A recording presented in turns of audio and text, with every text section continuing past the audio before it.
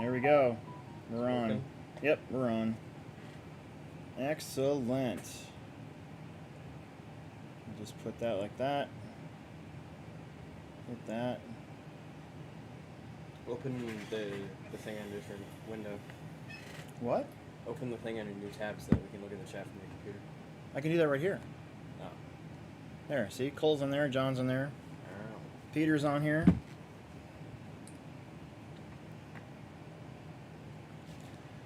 So, you know, here we are. We're how does the audio sound?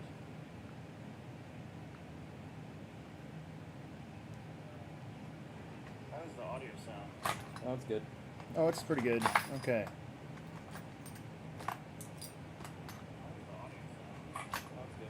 Oh, it's pretty good. Okay.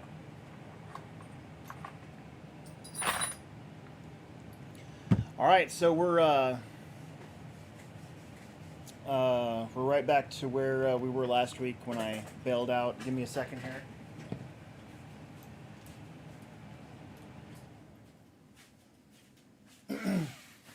Get to make my wife upset by forgetting to turn the air conditioner back on, like I do every night. All right, so tonight I actually do have my diff oils, and I'm going to be doing some maintenance on the mini truggy. That's what I wanted to do last week. Forgot the diff oils, and I actually did end up putting 30,000 back in the front last week. I think on Friday night, and raced that last truck series race, so kind of already did a little bit of it, but she's good to go. Let's see. Peter Renault, who won the tickets? Jason Haley and Andy. Holy crap! What's Andy's last name? Jason and Andy.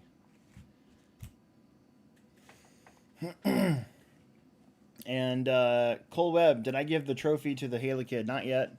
I haven't been at work. I've been on vacation all week, so I officially go back to work I think Tuesday, because I don't work Mondays normally anyways. So, yep. But I will. We'll get it figured out. What the heck? Sorry to fly on you. So, yeah, so I'm just going to start working on stuff now that I actually have what I need, and won't be a big giant idiot like I was last week.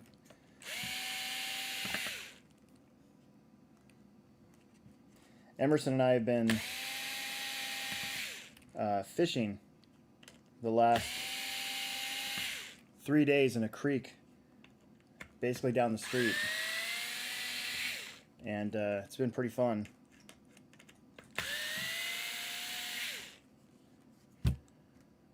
John Haas, I'm running Saturday. Because we didn't go to the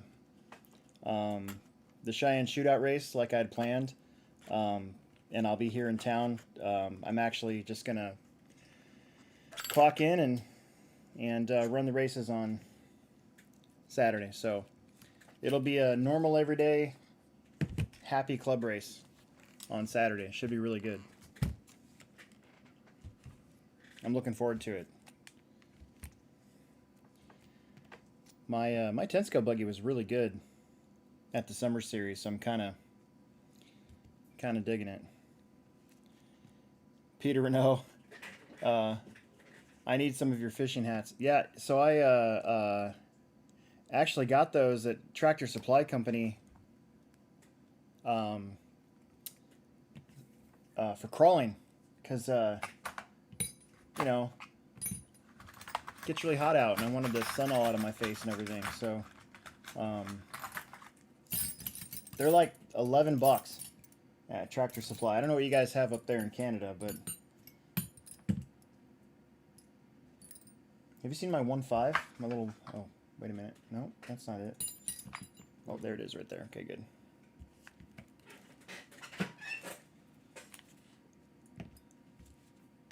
Yeah, those are the same tires as Stadium Truck.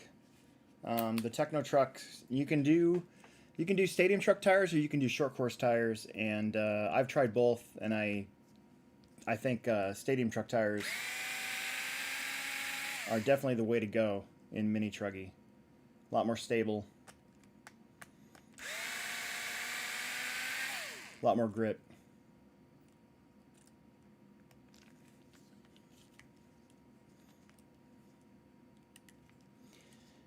Got a lot of people in the chat right now. Got Chris Hardison and Jumpin' Picks.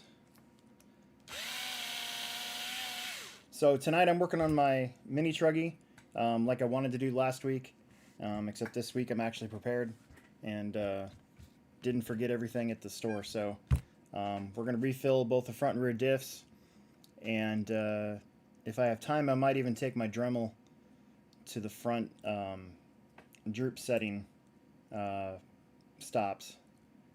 I've been meaning to cut them off, and I haven't done it yet.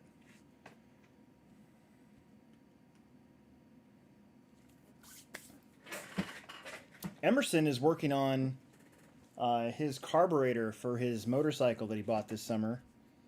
He's doing a group ride with a YouTuber called Fooligan that's organizing one here in Omaha, and he's been building up for that.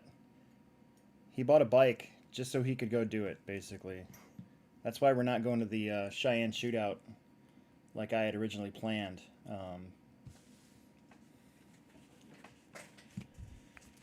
The Corn Hucket Jam. So I want to, but unfortunately, it's the same date as our last Summer Series race.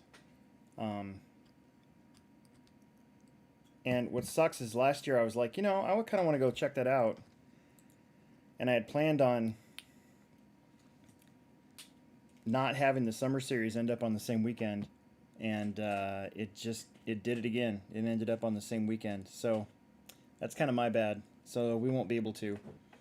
But man, it would be really cool to go see for sure. Wow. I need motor spray. Hey, do you have any motor spray up there? Do you have carb cleaner? I wish I did, actually. Oh, dang it! Doesn't have any carb cleaner. That's okay. Just get a rag. Eli Webb's on here.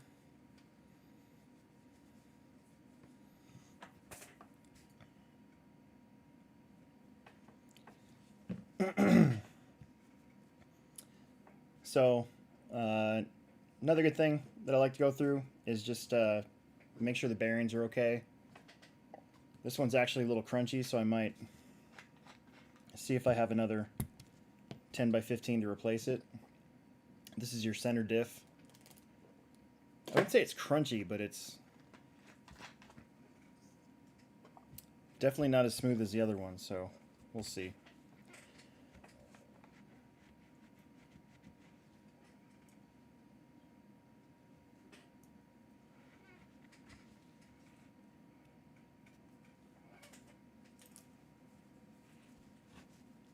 Oh, thanks, Jumpin' Picks. He says, got some crawler parts for me last summer that I hooked it up. Great. Try really hard to keep up on the Hobbyplex crawler section. And actually, show you guys something real quick.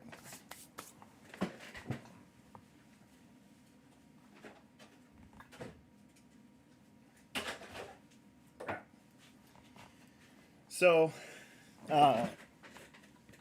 my Element chassis tweaked, and so I got myself, see if you guys can see this, got myself a G-Speed V3 carbon fiber chassis for my Element, and I got it all put together, and now I just got to go out there and try it. Didn't get a chance to today, but pretty excited by it. Looks really nice. And honestly, I I've been wanting to do this for a while, so I was pretty excited to get it when it was a day late coming in the mail too, so that was kind of a bummer.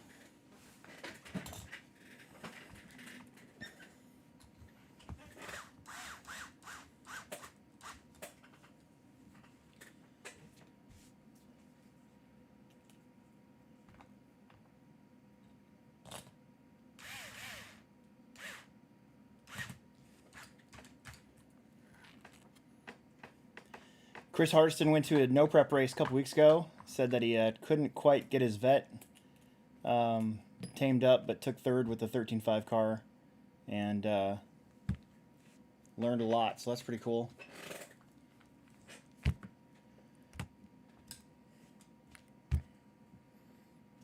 Very interesting. Yeah, I should be prepping for a no prep race Sunday. He has to work. And so I think I'm going to take the 13.5 car and the Outlaw car and go try my luck. Try to get better at the reaction time because I'm terrible at it. I will be taking some video of that, so I'm pretty behind with videos. So I've got a bunch of videos from Saturday to load up, and then I have a video from the last crawler event in Lincoln to edit and put together, and then I've got some footage that I didn't even know I was gonna take until I got down there of some 8-scale on-road racing they were doing at the Lincoln track. So, boy, I got a lot to do, but I'm on day 4 of my vacation, and I've literally done nothing. So I kind of feel like a big giant slug, basically. I'm gonna go put this back on the bike. Just a big slug. Peter, we're not flooded over here, so Omaha is pretty hilly, and where it did flood here in Omaha was actually closer to downtown and midtown. So it's actually the same neighborhood that I grew up down the street. There's a street called Saddle Creek that literally turns into a creek whenever it rains really heavy. And so that flooded, and that's right down the street where I grew up. And then downtown Omaha flooded really bad. Luckily, it missed my sister's podcasting studio. So, nope, just parts of it flooded. And they're definitely dealing with that. So, kind of sucks for them, but at the same time, we're kind of on high ground where I live. We're kind of northwest Omaha, and it's pretty hilly over here, so it's not really too much to worry about. I'm going to let that sit for a second.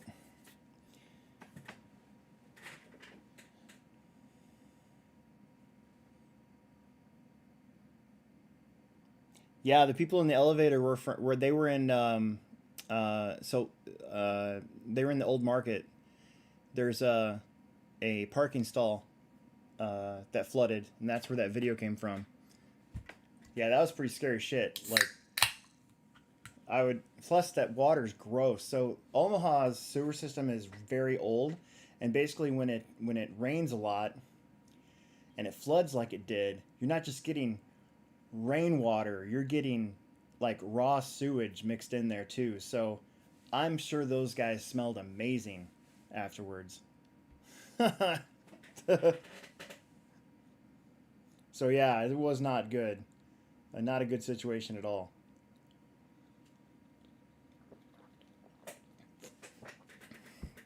The creek where we've actually been fishing at is called the Papio Creek, and it's kind of basically it turns into a big drainage ditch here in Omaha. Well, because we're kind of northwest of the city, the water was remarkably clean. If you go like a couple miles into the city, into the Papio Creek, you definitely wouldn't want to keep anything that you catch, but the water's pretty muddy, and you can barely see that far into it. But where we're at, it's actually pretty clear, and it was fun.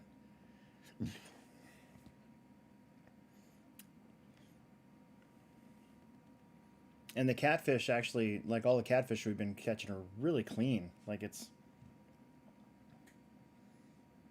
bizarre. You wouldn't think so, but they are.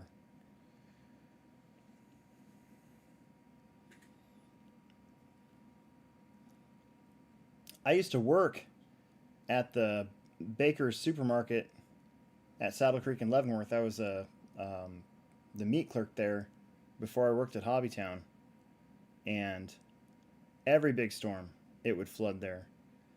In fact, I used to hate it when you're working there and we'd get like tornado warnings and stuff because they would put everybody on duty in one of the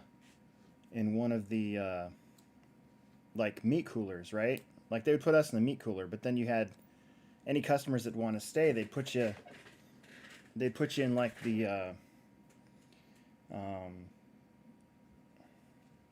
produce the produce section. Either way, it's not where I want to be in a tornado. It might be safe, but I don't know. I want to know what's going on, right? So anytime that there was an inkling that there's going to be severe weather, a couple times, I would bail out the back,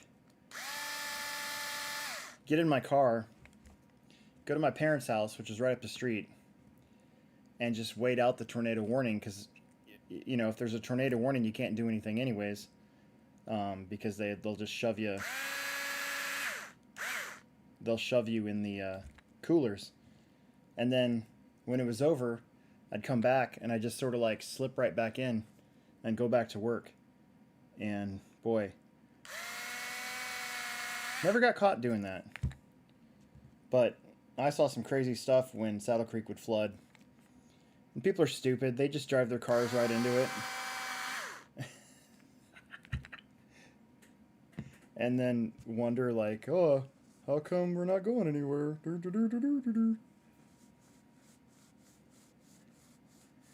We were.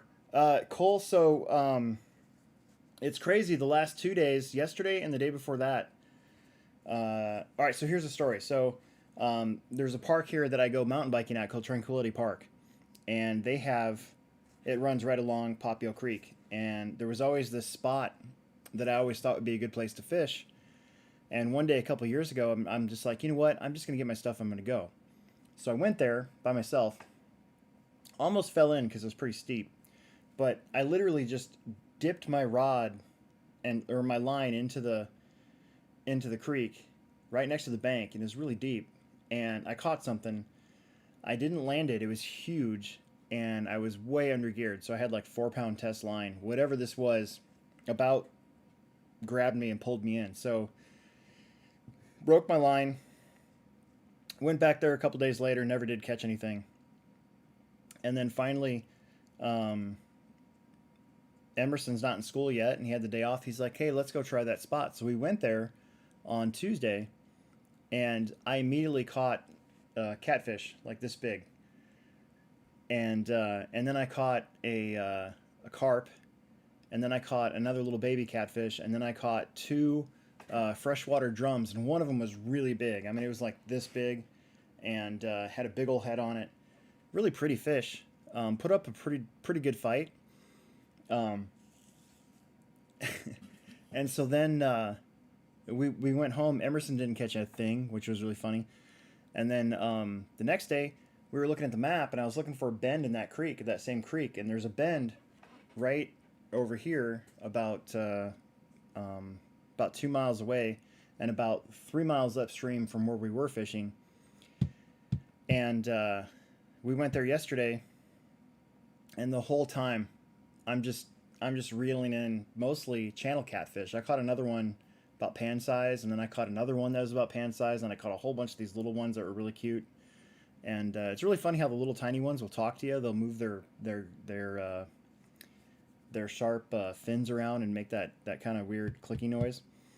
And then Emerson finally caught a gar, which we like to catch just because they're They're kind of fun because they're so hard to catch because their beaks are so hard.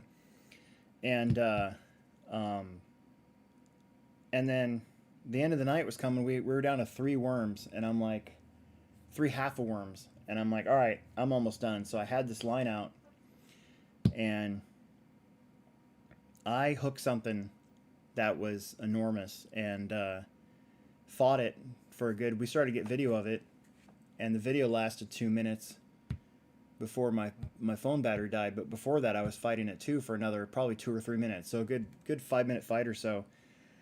And the creek's pretty small. I mean, it's about as wide as this room, and but it kept running and coming back, and it kept spooling me out. And again, I was kind of under geared, so I didn't want the line to break. And we had that thing on shore, and I finally got to look at it, and it was a catfish that was like probably this big, and it was unlike any catfish I'd ever seen. So all I was thinking about at that moment was, oh my God, you're gonna get this on. We're gonna take a picture of this with Emerson's phone, and we're gonna upload this to Facebook, and everybody's gonna see this fish.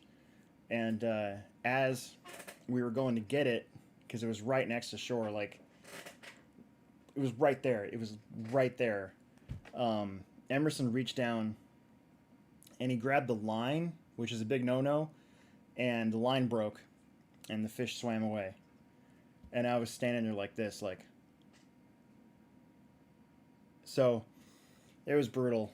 So we went back today, and a big front had come through, so it was like really nice out, and we didn't catch a thing, like not one thing, no bites, no nothing. So I think the change really affected the fish. So, but it's fun though, really fun. Kind of have a new spot too, which is good. John, yeah, I'm gonna try 100,000 in the middle. So I'm gonna go 30, 100, 30, and see what that does. The book says 30, 30, 20, I think is what it says. I thought I had it down here, but maybe not. But going heavier in the middle is kind of something I've been thinking about trying. So I'm gonna try it and see what it feels like on Saturday. And if it sucks, then we'll change it back. So.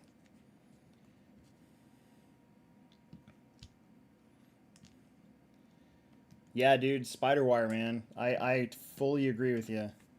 I kind of went through this. I haven't gone fishing in a while, but I kind of went through this like finesse phase. So I had this really short pole with this really small reel and really light line, and I was flicking like little beetle spin guys and trying to catch bass and stuff that way, and then I kind of grew out of that, and I haven't done any legit fishing in a while, so kind of halfway unprepared for what we were doing. We found some snags too, so kind of our fault for kind of being dumb. Sure was fun though. What's more fun is like the minute your bait gets in the water and catching a channel cat with your son over here, whose whole idea was to go fishing that day.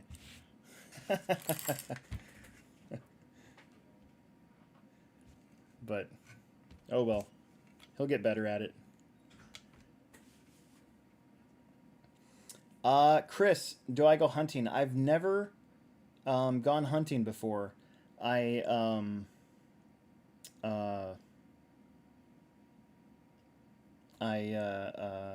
we were gonna, so before the COVID thing, I think it was Christmas of 2019, my brother-in-law was gonna take us squirrel hunting with 22s, and I ended up sleeping in, and Emerson and his cousin went out and shot a couple squirrels. So I missed my opportunity there. But nope, never actually done any hunting. It's really big here. I mean, obviously Nebraska. But Yeah, I'm kind of lame. I just fish. I used to take my spring break, and a buddy of mine, we would go camping out of season at this really nice park in Iowa called Springbrook, and would basically do night fishing on the Middle Raccoon River the whole time. That was some fun stuff. We used to catch monster catfish back then. Monster for me, anyways. Do you have glue? Do I have glue? Like tiger? I don't think so. I think it disappeared. Emerson, what kind of bike did you get? The It's Chinese. crew on here wants to know. He got a Chinese bike. It's all I could afford. But he paid for it with his own money and saved up and everything too. So, and China. he's been watching a lot of YouTube, so he's been working on it and everything too. But he got a China bike. China.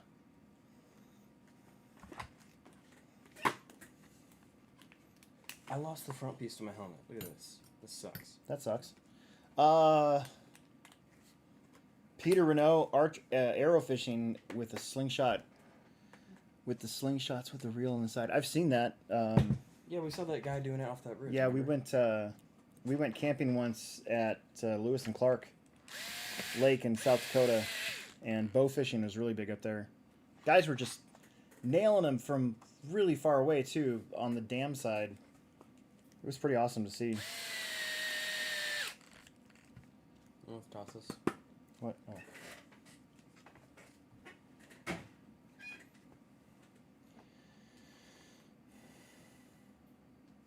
Hardison is from up here in North Dakota.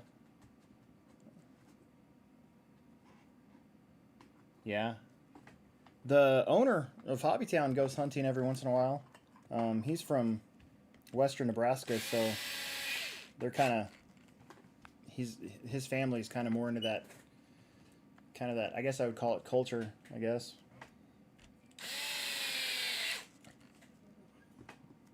And brother-in-law, Nick, and Emerson's cousin. I think they go hunting every year in Iowa. We should be.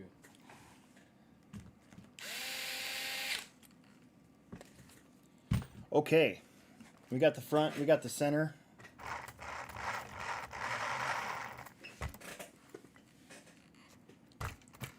Bender loves bow fishing. How about that? I would have never have guessed, dude. I guess that's on there. I'm gonna do this part.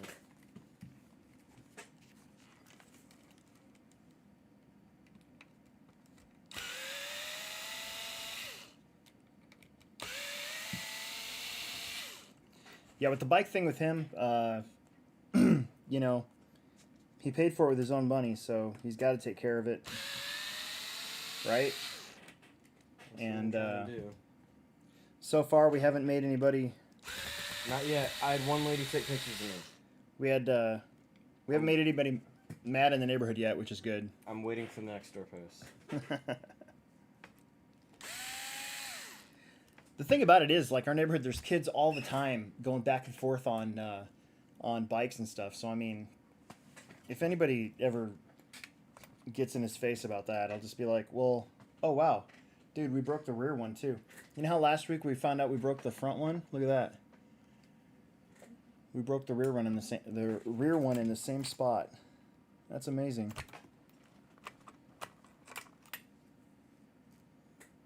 I love how quick and easy it is to get to these. So it's just 4 screws. There's just 1, 2, 3, 4, and then you can pull that whole back plate off of there.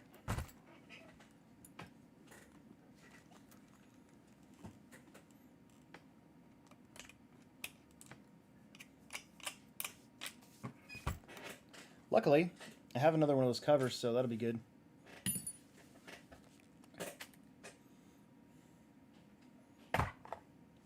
Yeah, Connor. He's been asking us to take him to a one of the dirt tracks around. So, um, yeah, we're gonna try to work on that before this year's up. So, for sure. Chris, the motor and ESC setup that I have is so I got a Hobby Wing G2 Elite, and then a Macklin 5.5 motor in there, and it's worked really well for me so far. I've got a smidgen of timing into it, so I'm geared a tooth lower than you normally would be with a 5.5, but I put a little bit of boost in the ESC to compensate, to try to keep the motor temp just a little bit on the cool side. It still runs hot, but because it's undergeared slightly with a little bit of boost, it's still pretty fast.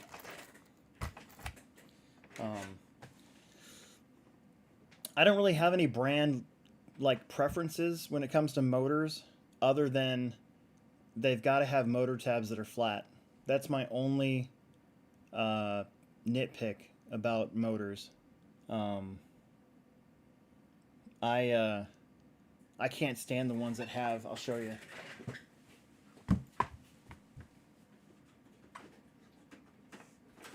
While I'm at it, I'll grab the part that we broke.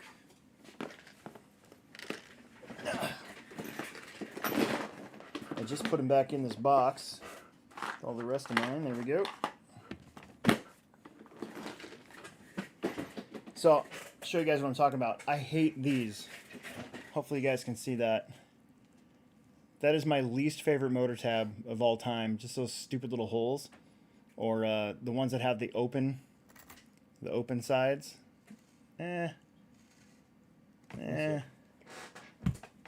Maybe. But anyways, can't stand those. It's got to have the flat tabs on it so you can actually solder your motor in the right way.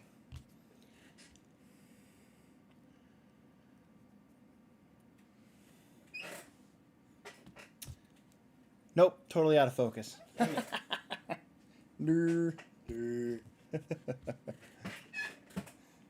It's out of focus. It's okay. Anyways, so yeah, that's my only thing. So let's see, who's got flat tabs? Reedy, Motive, McLaren, Macklin, however you want to pronounce it. McLean. Who else has flat motor tabs? Anyways, it doesn't matter. Yeah, for a while though, that's all I could really find were those couple brands with flat tabs. I think I had a Trinity motor at one time, and they do not have flat tabs, but it was a really fast motor, so I kind of had to deal with it and not be such a baby. All right, last one. Then your diffs are done. But since you're not racing Saturday, that means that I get to test it out and see if it's any good. So hooray me.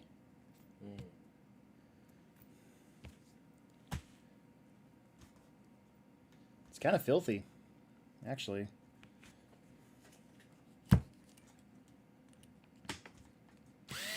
You need to move all that crawler footage to different SD cards so I can take the GoPro.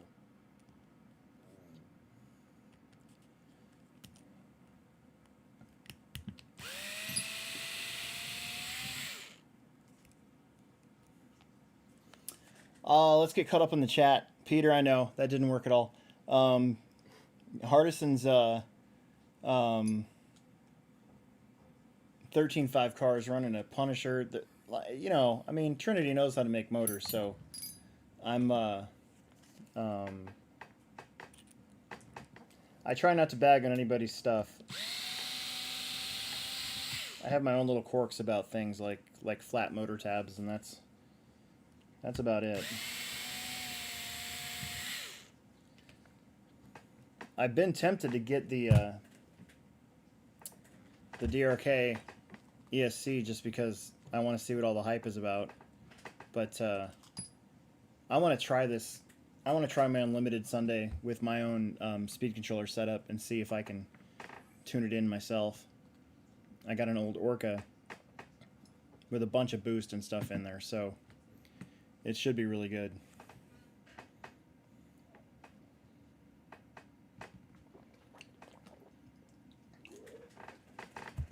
I'm gonna get every last drop of the sugar out. Nice. So the front diff was basically dry. The rear diff, this is not totally dry, but I'd say it's about half full. And it's black, so definitely needs to be changed out. I know you guys can't see that very well, but to be honest with you, I haven't done diff maintenance to this truck for a long time. So don't do what I did and let it go that long. That's one reason why I suck at nitro, because I'm not a maintenance head, so not my favorite thing. You know, I was gonna go to Hobby Haven last night. Did I tell you that? No. I was thinking about going to Hobby Haven in Des Moines to race on the outdoor. I was going to take the e-buggy and the stock slash, and I chickened out. My wife also is on vacation because we were going to go like on a family vacation to Wyoming for this race, and then we were going to go a couple days earlier. So she actually got these days off a while ago, and since we're not doing it, now we're just here all day, nonstop, together, staring at each other. And my wife and I's problem is that whenever we have time off together, we like to go out and spend money, which I don't want to do right now. And so it's been very hard to try to enjoy this little staycation away from the store. It's also very hard to be away from the store, to be honest with you. There's a lot going on there. We have a lot of these Christmas orders that are in, and I kind of feel bad not being there to help. I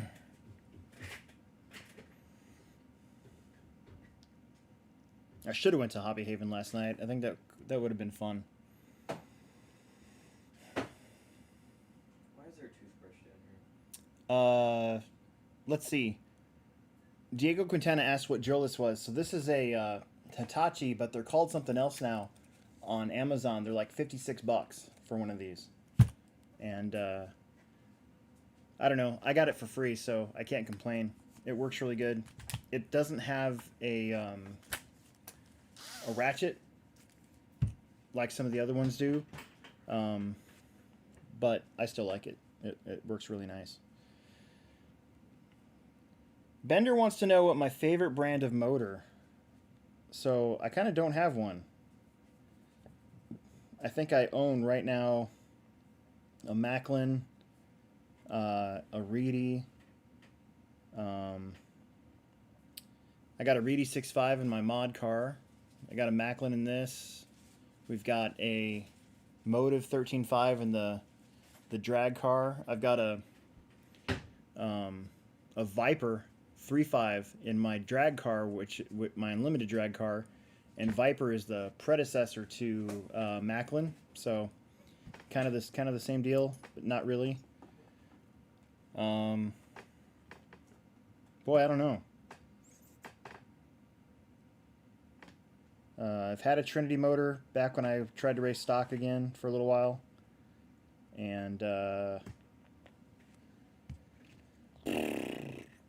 you can kind of count on those guys always having fast stuff. Same thing with the Motive.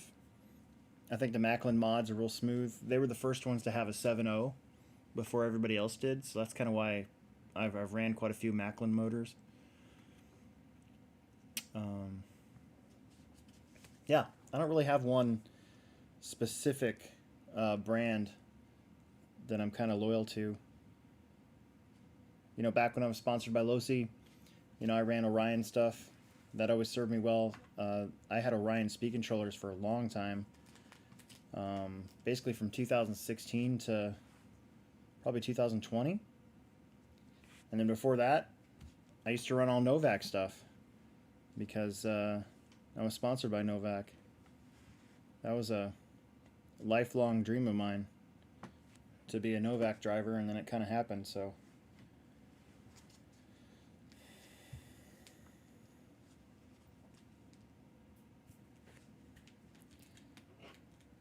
Kind of want to clean up the dirt off this teeth here.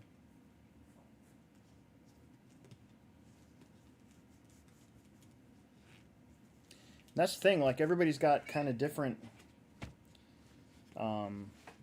different power bands and stuff, you know.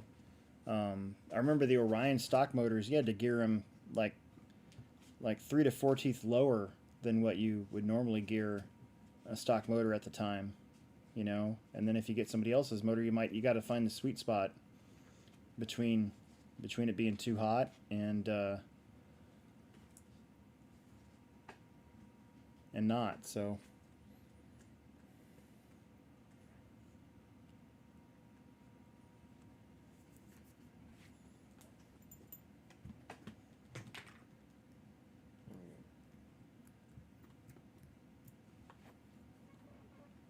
might have overfilled this diff a little bit, but it's fine.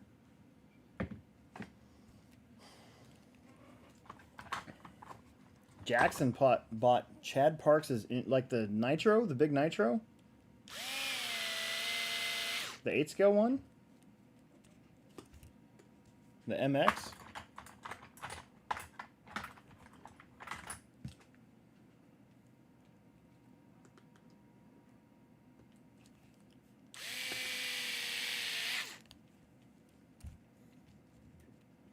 Nice. Alex, I saw you driving this morning, I believe at 6:50. No, you didn't.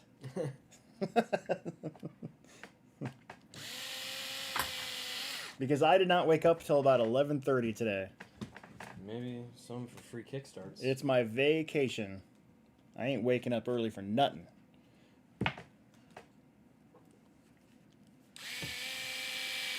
The only time you'll ever see me up that early is on Saturdays when I have to open the doors at the Hobbyplex.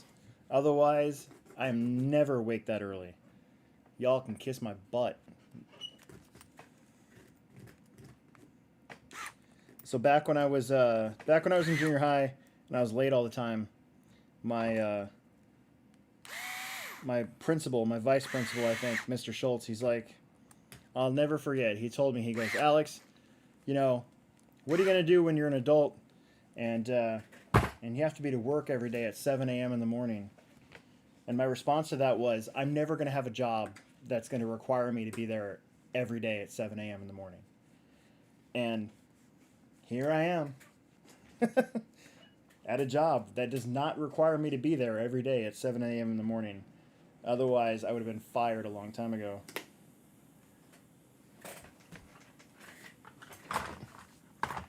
I am not a morning person.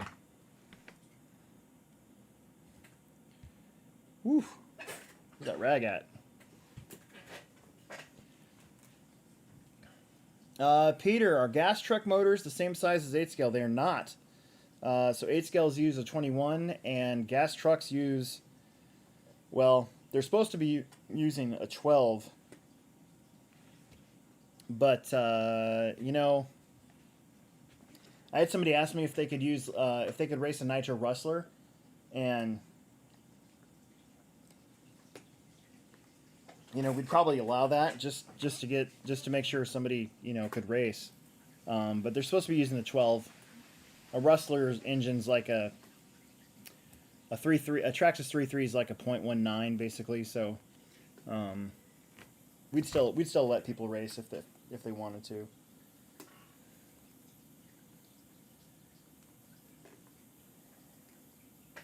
I actually have.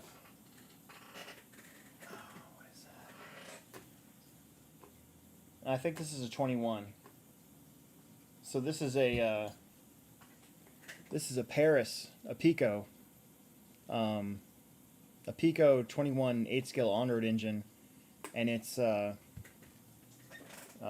totally frozen, locked up. But the reason why I have it, hang on, woo. The reason why I have it is because it must have been modded by Ron Paris, and it has his little Ron Paris etching in there. It says Ron Paris on this side, and then it says comp on this side. And so I actually picked this up a couple years ago. I bought a big giant lot of RC stuff really cheap, and this was in there. And I never met the man in person, but I knew of him, and he was a very important guy in the RC industry in general, and he was a really good engine builder and modder. So I just kind of keep that engine around.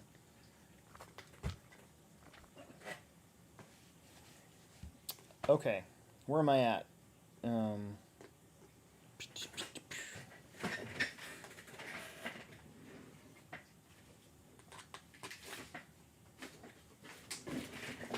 I need to go back and look at something real quick. Sorry, guys.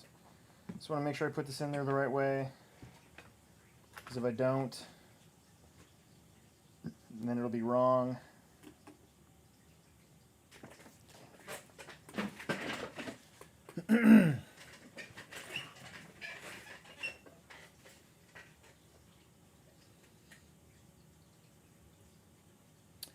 Jackson wants to know, how does an engine get locked up? Well, I mean, in that case, you can see it. It's rusted down in there. If I took this back plate off and looked down in there, it would definitely be pretty much rusted solid. You know, this thing had been lying somewhere, probably never had after an oil put into it for a long time. So, and the carburetor was taken off of it, so it was just kind of one of those deals. But basically, if you leave fuel in your tank and then let your engine sit for a long period of time, that nitromethane and all the oils and stuff that are in there will kind of separate and then gel up in your lines and then gel up in your engine. And if you don't use after an oil, it will basically solidify inside your engine. You can also have rust inside your engine if you don't take care of it. So you see that a lot with people bringing in like Traxxas cars and stuff. They'll we saw a lot of this during the pandemic where people were getting out their, you know, old T-Maxes and stuff that they hadn't ran in say 10 years, and then they want to come in and get it running. And most of the time, the first thing I do whenever somebody brings one of those in is I take my finger and I reach under there and I try to turn the flywheel. And if I can't turn the flywheel, I'm like, well, you know, we need to take the engine off. You need to pull out the back plate. You need to spray it in there with some motor spray, maybe some WD-40. See if you can get that thing to turn. And if you can't, then it's just time for a new engine. There are some times where you can definitely get those back. We've saved quite a few engines lately that were locked up just by freeing them up with, again, after an oil, WD-40, even just regular motor spray sometimes will work. Yeah, there's it's pretty cool when you can do that for a customer and save them from buying a new engine, especially since Traxxas engines went up in price kind of by a lot, by about $30, I think.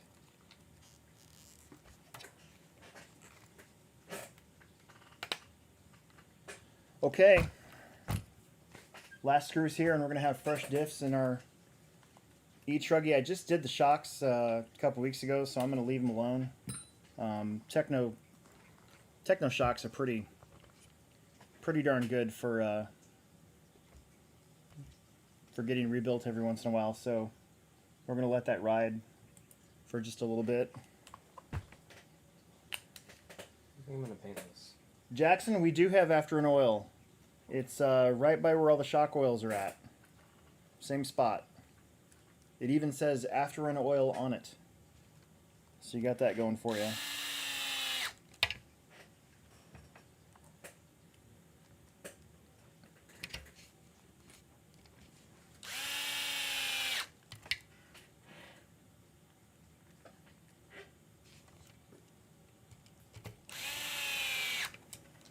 I think Emerson and I are going to have to arm wrestle for who gets to run this during the Winter Series. That's pretty fair, I guess.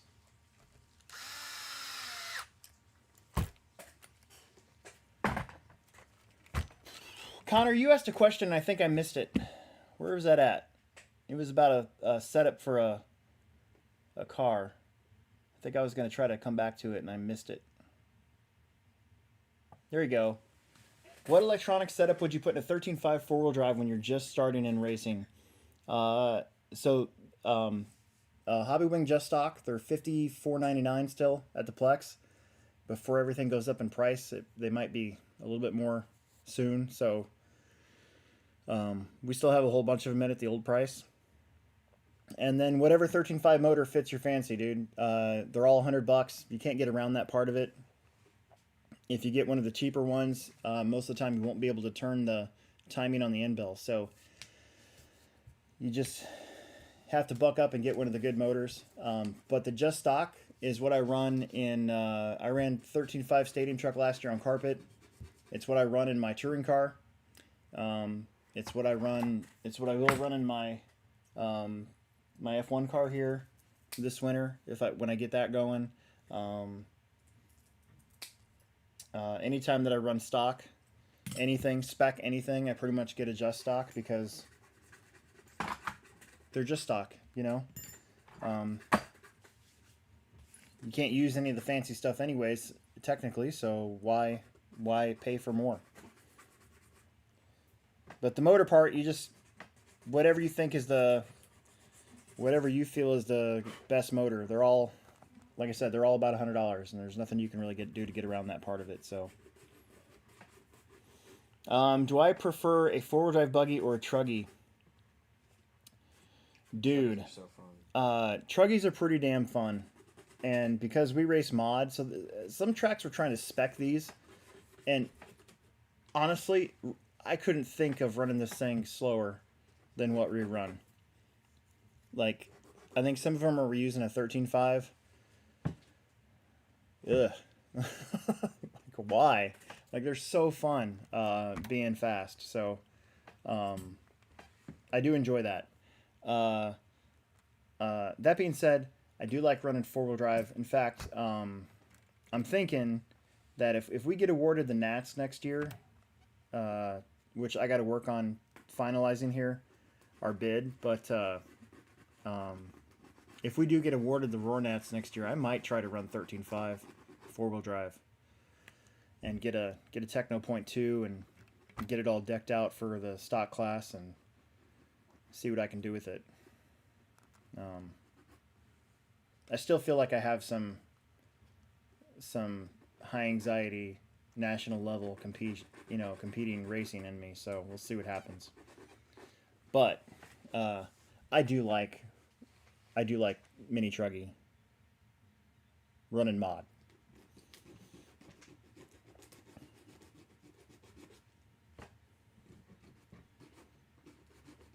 Peter says he needs a faster servo for his truggy, or for his truck, for a stadium truck. What servo do you have in there? Hey, where's my cutting wheel at? The what? For the Dremel. Where did my cutting wheel go? I can go look. Can you go look? Because I need to use it. Because I want to cut these tabs off. All right. Right here. And I could not find it anywhere. And it was frustrating. I looked through all there. I could not find it. They're all missing. I had like 2 or 3 of them in there, and they're all gone. It was annoying. I had to kind of like makeshift one, but it didn't work. Luckily, it was only going through plastic.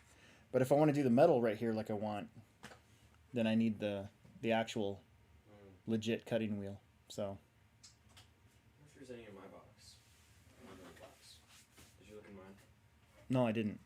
I don't know where yours is at.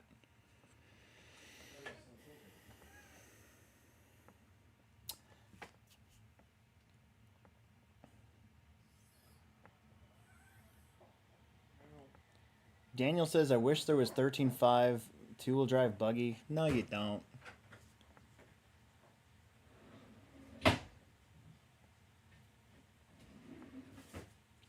Jackson says if you use a shock shaft and a set screw.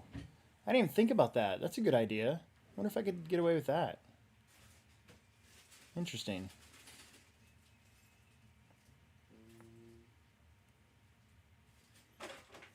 No, I like the separation that we have now in two-wheel drive buggy. You've got stock and you've got mod. 17.5 two-wheel drive. There's a pretty big difference between the two. 13.5 is, in my opinion, in a buggy. It's almost as fast as mod. So what's the point?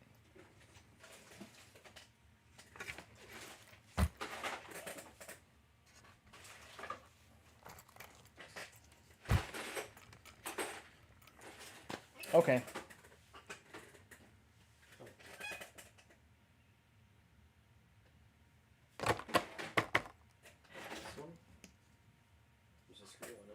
That's the one I tried to use. Oh. And it didn't work for what I was trying to... It wouldn't work with metal. Let's put it that way.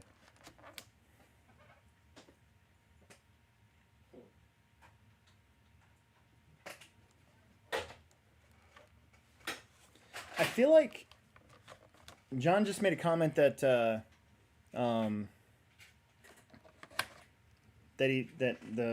the trucks, the mini truggies can't quite do the quad. You know, I think they could do the quad if we set it up to do the quad. So? Yeah, where'd you find that at? Oh, really? Ooh. Sweet. I don't think there's a screw in there though. Oh wait, what's this? It's right here. I don't know. Freaking awesome. Hey, get my Dremel out. Ladies and gentlemen, we're going to cut a chassis tonight on the Hobbyplex Afterhours show. And it's going to be fantastic. Will you plug it into the Okay, that's fine. Whatever. Do you think I was going to throw it? I did. I thought you were going to throw it. I don't know what you were doing. I just didn't want you to knock my kickstart over.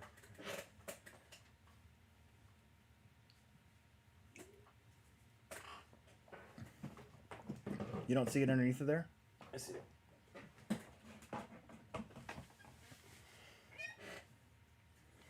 Connor says he raced his first race last Friday. Made me like it so much he picked up a B6 1D. Nice.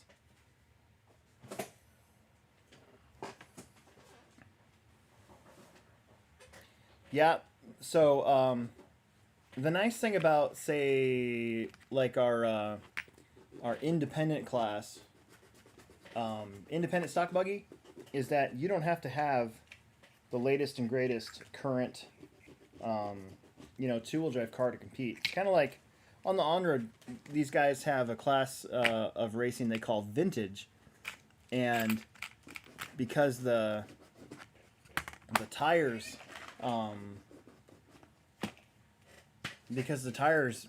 kind of like are the great equalizer, they're not really that great. You definitely don't need the latest and greatest car there either. So it's kind of nice what we got going for us with the independent buggy class. You know, you can just be a regular Joe, enjoying yourself. You don't have to have, B63 or whatever it is if you don't want to.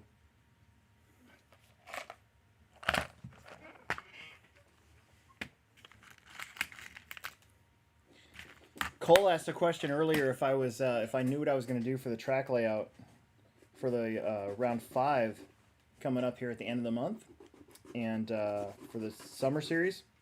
And the legitimate answer to that one is I have no idea. I've been brainstorming what I want to do. I don't want there to be a whole lot of work, but I've kind of been going back and forth about what I can change and what I can do that'll lead in nicely to the upcoming Techno series, because I got that on my mind now. I'm trying to think about all the work I got to do to make that track an 8-scale track again. So I don't know. There's a lot going on A lot going on up here. I've had this thing in my mind about a middle straightaway for quite a long time, and I think the current way the track is laid out, I think we could actually do it. That'd be fun. But I just like to watch. I like to watch where we have to put marshals too. So.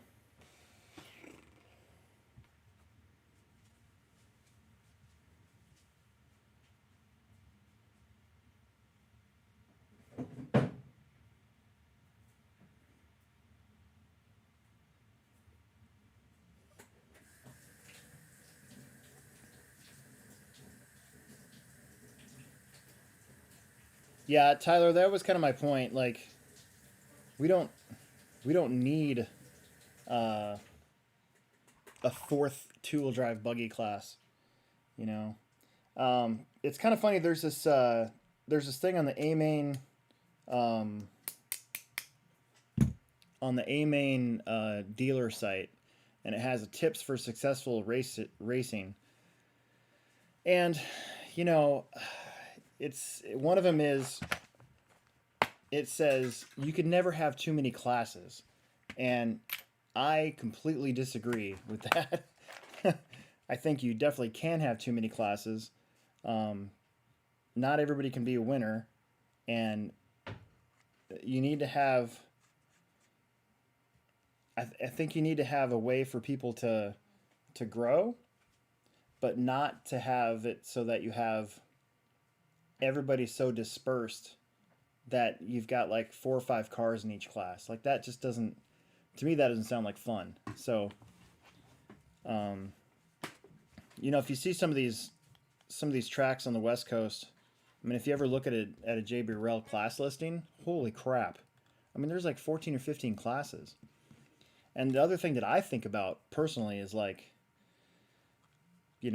like at the summer series. Well, how if we had that many classes, how am I gonna award the grand prizes at the end of the season? You know, um, how am I gonna make that work, right? And it's the same way with the Techno series, right? We had to drop Pro 4 this year because we had a commitment from Impact to do a gas truck. Well, the Techno series is already, runs kind of late, so I had to make a cut somewhere. And just looking at the entries, you got to make a decision. So it's kind of that way. Club racing, I guess I still wouldn't want to have a class for every single age or person or whatever, but definitely not at our larger events. You kind of gotta bring it in a little bit,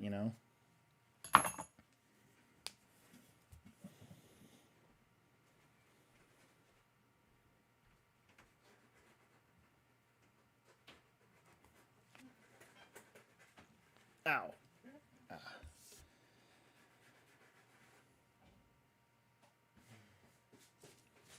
Daniel says what we need is an independent 13.5 4-wheel drive class.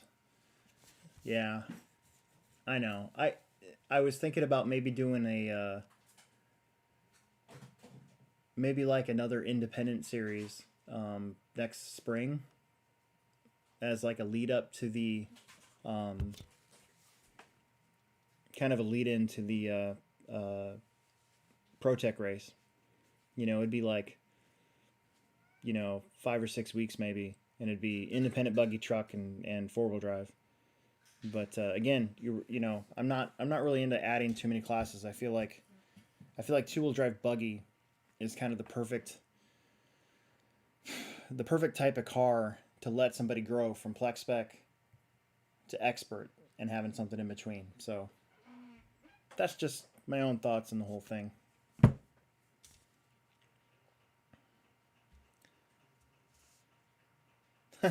Tyler says, I understand dropping Pro 4, but I don't have to like it. I know it's going to chap some guys. But here's the problem. There's two problems. Was, you know, adding another class and not taking a class away from the Techno series. Again, you know, we're kind of running into the problem of having it be so popular that in my mind sometimes I've been thinking, well, maybe we need to make it a 2-day race, which I don't want to do. But the other thing is the season ending prizes. I have a commitment from Techno for 3 kits, right? So I have to find a way to get that 4th kit without having it hurt the store. And then with Gas Truck, you know, with Ignite committing to giving one of the prizes, well, then that takes care of that one. So I'm still in that. I got to figure out a way to get a kit for that 4th class. So if we kept Pro 4, that means I'd have to find a way to get a kit for that 5th class. And it starts to become too costly. So that's the whole thing. That's really what it boils down to.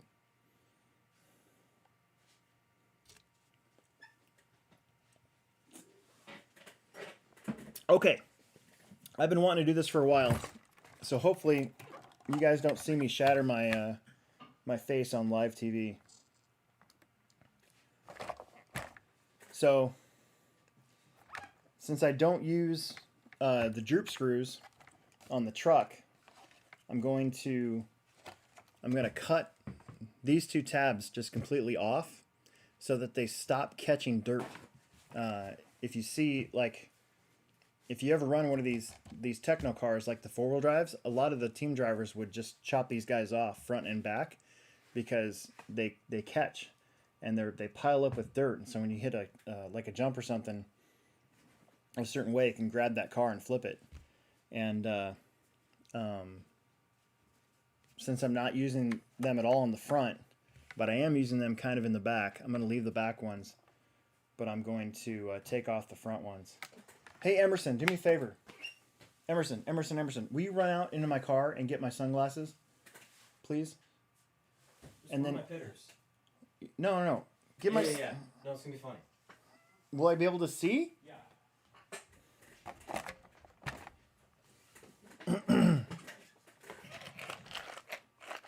All right, we'll see if this works.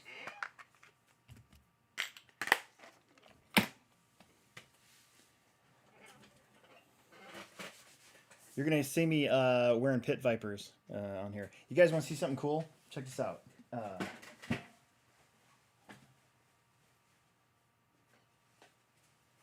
So I picked this up at the Hobbyplex dollar sale 2 years ago, and I built a shelf for myself. It's Emperor Palps. It's Palpatine. Isn't that cool? I think that's cool.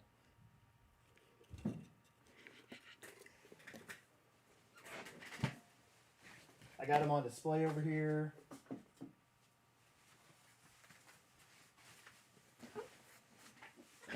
All right, will I be able to see? Oh, yeah. Okay, fine. I'll be able to see. That's fine.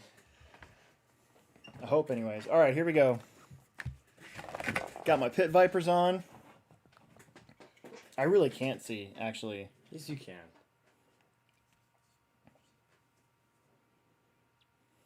Connor, we're racing Saturday Speed Off-Road on Saturday. So we have Family Friday Off-Road Friday. Trevor's running the races, and then I'll be back off of my vacation on Saturday to run races. And then I have Sunday off, and then Monday's my regular day off. So then we'll be back to normal on Tuesdays with crawling night. So it should be fun. Whoa, before I do this, hold on. Have you seen the Pro Stock No Prep motorcycles that are coming out? I have not. Sounds really fun, though. Motorcycles are tough. So we used to have, remember Venom made a couple off-road motorcycles? They actually sent us a sample, and it didn't work. It worked for a little while, and then it broke. Like the gyro in it broke, and never worked after that. We actually sold it as like a model to some guy. It was like $50. All right, here we go.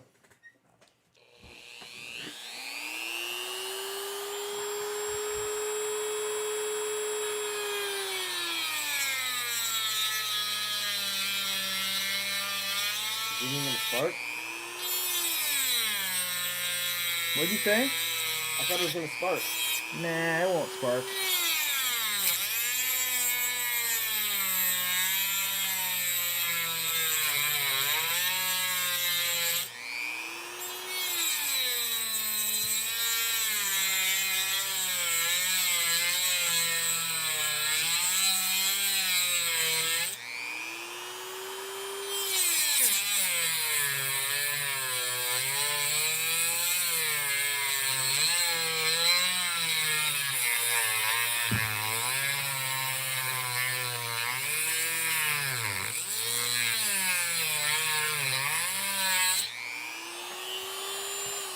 Haha!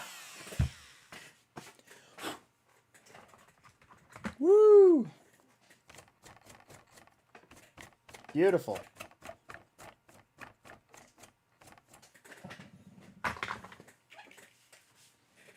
Yeah, it looks pretty good. I'll have to take some sandpaper and That's what I was about to say. sand it. Ah.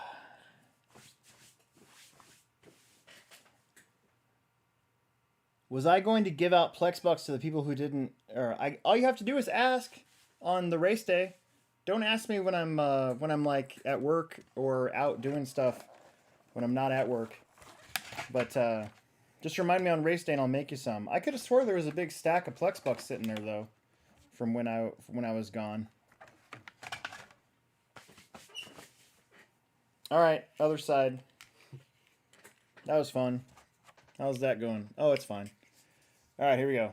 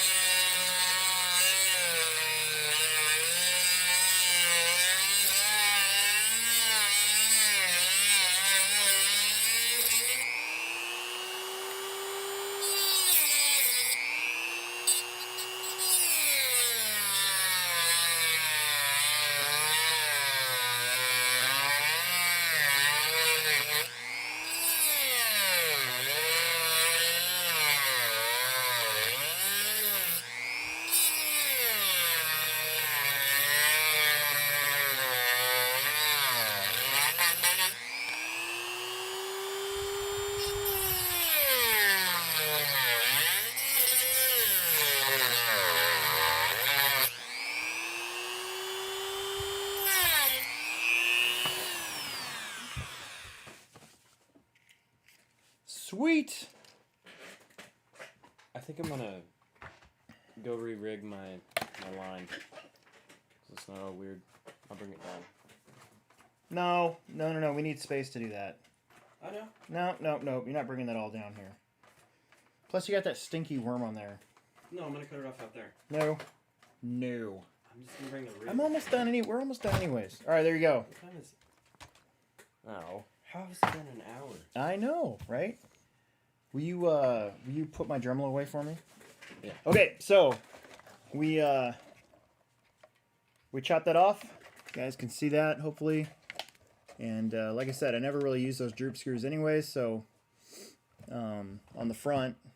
So I'm taking those away so they stop digging in and catching that stuff. So hopefully that works good. And then I'm just gonna get I'll have to remind myself to get a piece of like emery cloth or something and just scuff that out so it's smoother. Although that really doesn't feel that sharp, so. But I'm wanting to do that for a while, actually. I did that on my four-wheel drive car when I had it, because I kind of got tired of that, just digging in. Emerson and Jackie will be there tomorrow, racing Plex Spec, probably. Maybe you can take the mini truggy as long as you promise not to break it. But I won't be anywhere near there. Short break for a cat. And yeah. We got our 25-pound cat. giant fatty here for us. Makes the fin siding. Okay, guys. Well, that's honestly all I wanted to do tonight. What did you do? Oh my God, you're covered in fur. So, yeah, I'm looking forward to driving this on Saturday. Seeing what those changes feel like. Wow. What are you doing? And then, yeah, it's I got to get the no prep drag car out and take that and go do some testing. Maybe I'll do that tomorrow, since I got nothing going on. Anyways. Okay. I think I'm good. Are you good? You're good, right? I guess. All right. I think I'm done.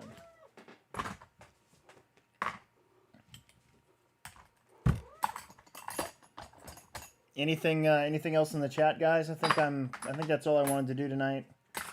I'm pretty happy that I actually got done what I wanted to do. I was pretty grumpy last week because I left everything that I wanted to do at work. It's such a struggle on Thursday night sometimes, getting out of there and remembering everything that you wanted to get before you came home. So, no, I still have not seen that. I apologize. I know we've been talking about that for almost a year now, and I still have not seen it. That's terrible. I'm looking forward to the Bad Batch finale. 2 a.m. I got my alarm set.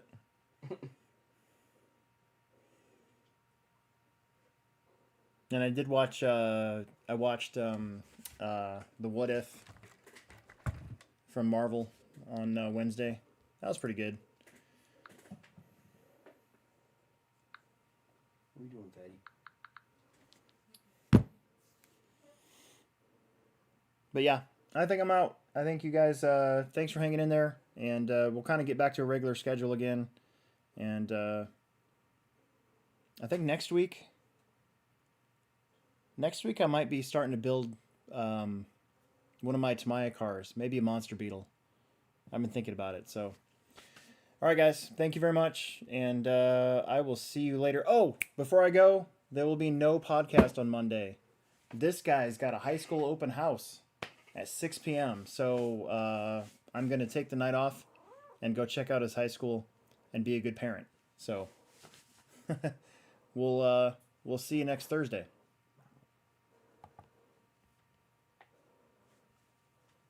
Bye. Bye.